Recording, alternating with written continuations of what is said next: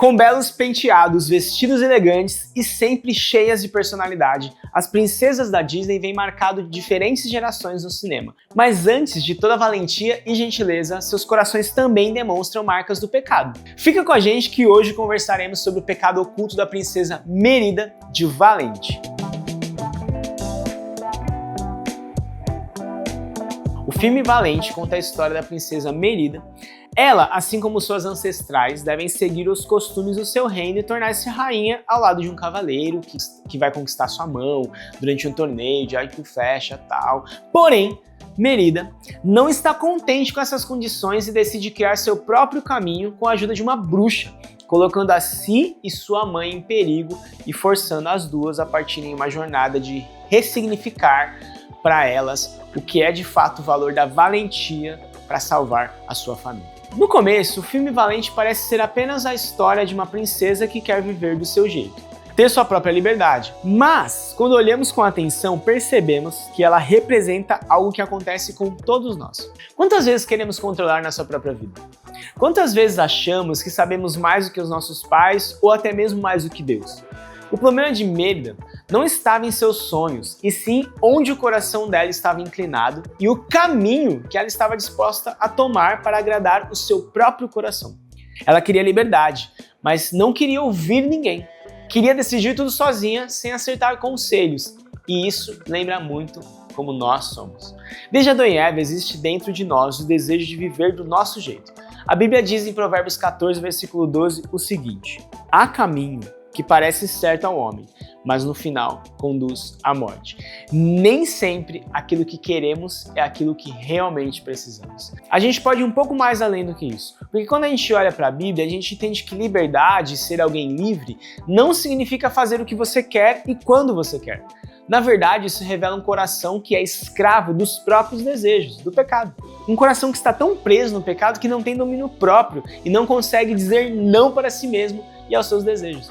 Um coração liberto por Cristo é aquele que consegue dizer sim para Jesus e não para o pecado. Em Gálatas 5,13 fala o seguinte: irmãos, vocês foram chamados para a liberdade.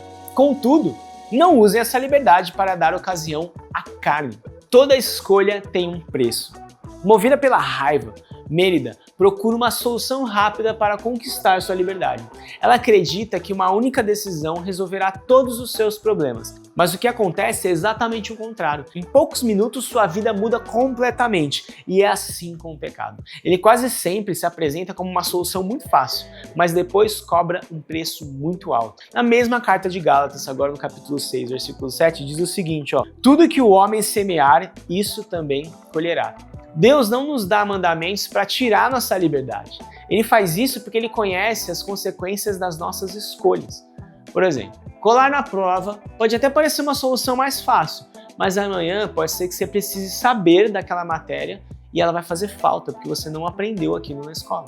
Outro pecado que a gente percebe ali no filme é o orgulho que aparece tanto na princesa Mérida quanto em sua mãe. Durante boa parte do filme, nem Mérida nem sua mãe querem ceder. Cada uma acredita que está completamente certo e o orgulho cria um abismo entre elas, separando esse relacionamento, exatamente como acontece em muitas famílias. Em Provérbios capítulo 11, versículo 2, a gente lê o seguinte: quando vem o orgulho, chega a desgraça, mas a sabedoria está com os humildes. Decisões baseadas em orgulho trazem problemas e conflitos para a nossa vida, trazem desgraça.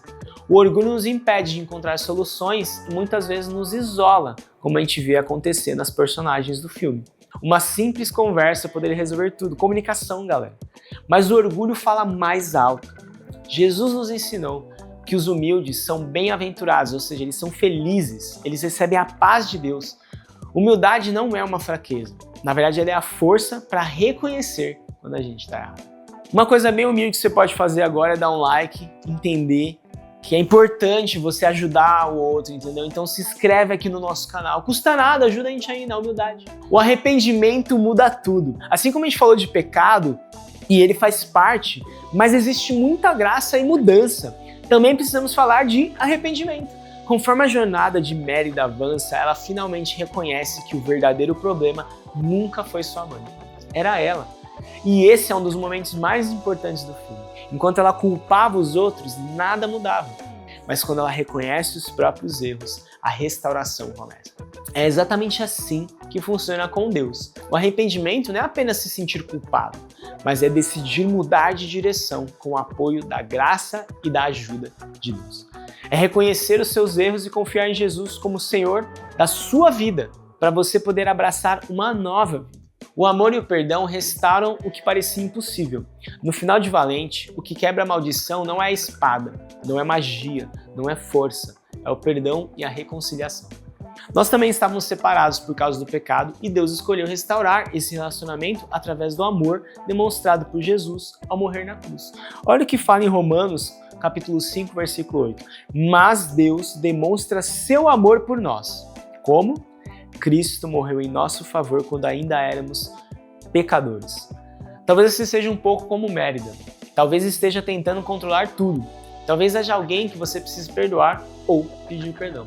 A notícia boa é que Deus continua restaurando vidas e também relacionamentos. Assim como a história de Valente nos mostra que uma família pode ser reconstruída, o Evangelho nos mostra que qualquer coração pode ser transformado quando decide voltar para Deus.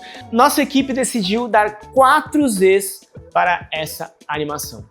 Indicações para vocês: Frozen, porque vai lidar com questões relacionais ali de irmã. Eu acho uma das coisas que eu acho muito legal de Frozen, além da música super marcante que fica na sua cabeça, é que fala sobre 2 irmãs. E esse tipo de relação às vezes a gente não vê tão bem retratada em algumas animações ou filmes, mas Frozen faz isso de forma incrível. Gato de Botas 2, o último pedido. O clímax do filme é um dos retratos mais bonitos sobre uma crise de pânico, vulnerabilidade e reconhecimento de fraqueza, porque ele precisou abrir mão do orgulho dele, confessar seu medo e valorizar o que realmente importa.